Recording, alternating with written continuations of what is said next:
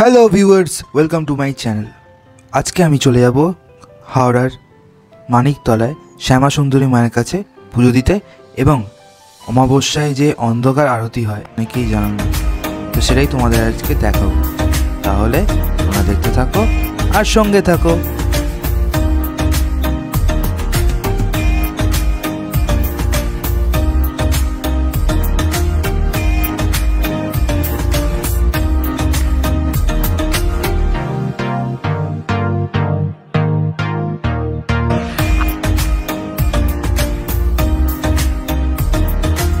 Finally বন্ধুরা আমরা বেরিয়ে পড়েছি। আমাদের একটুখানি দেরি হয়ে গেছিলো বেরোতে, তো যাই হোক আমরা কিছুটা জ্যামের মুখে পড়েছিলাম।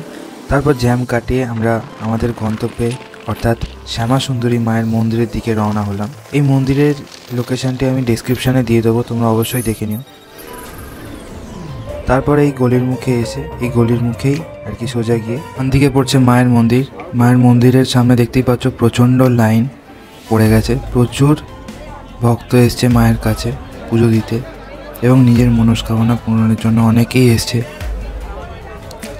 অনেকক্ষণ দাঁড়িয়ে থাকার পর অবশেষে মন্দিরের ভেতরে ঢুকতে পারলাম। দেখতেই পাচ্ছ মায়ের অপূর্ব সুন্দর রূপ।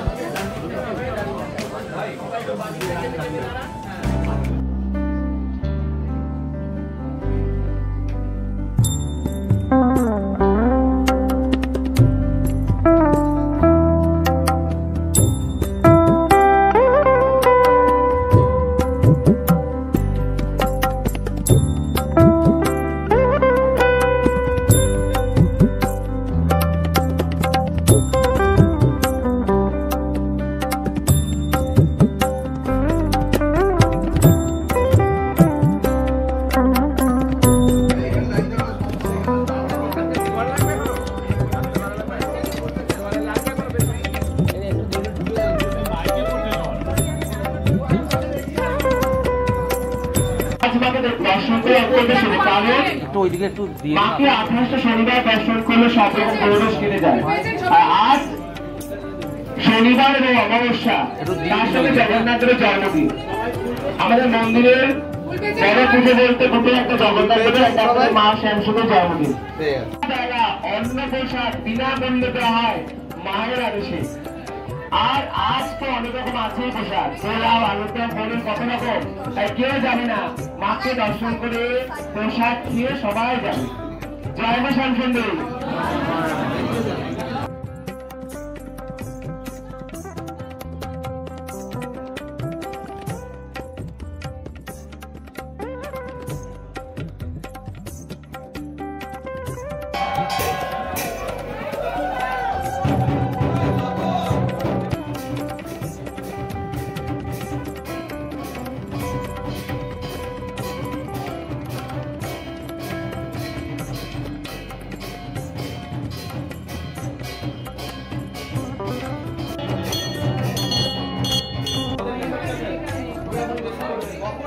তারপর কিছুক্ষণ পর মায়ের অন্ধকার আরতি, যেটা সবাই প্রতীক্ষা করেছিল, সেটা শুরু হয়ে যায়।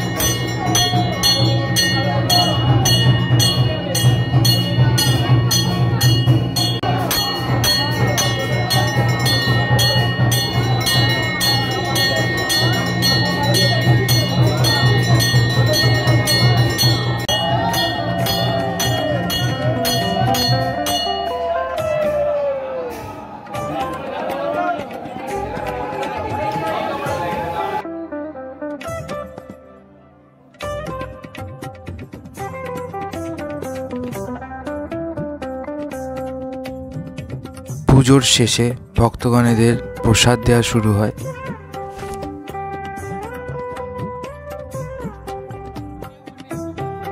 আজকে প্রসাদে ছিল পোলাও, কলা, পনিরের তরকারি, আলুর দম আর রসগোল্লা। তারপর মন্দিরের দায়িত্বে যারা আছেন তারা একে একে মায়ের ভোগ গামলায় ঢেলে নিয়ে ভক্তগণেদের পরিবেশনের করবেন বলে নিয়ে যায়। একে একে প্রত্যেকে লাইন দিয়ে ভক্তরা থালা নিয়ে সেই প্রসাদটি গ্রহণ করেন। একদম সিস্টেমেটিক্যালি দেওয়া হয় এবং এখানকার পুরোহিতদের ব্যবহার খুবই ভালো।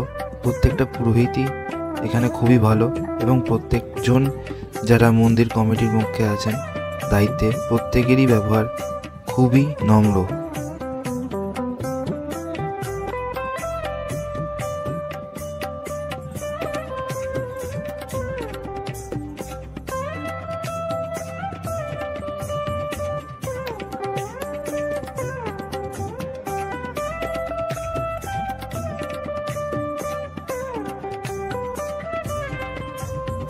আজকের জন্য এই পর্যন্ত বন্ধুরা, দেখা হবে তোমাদের সাথে নেক্সট ব্লগে।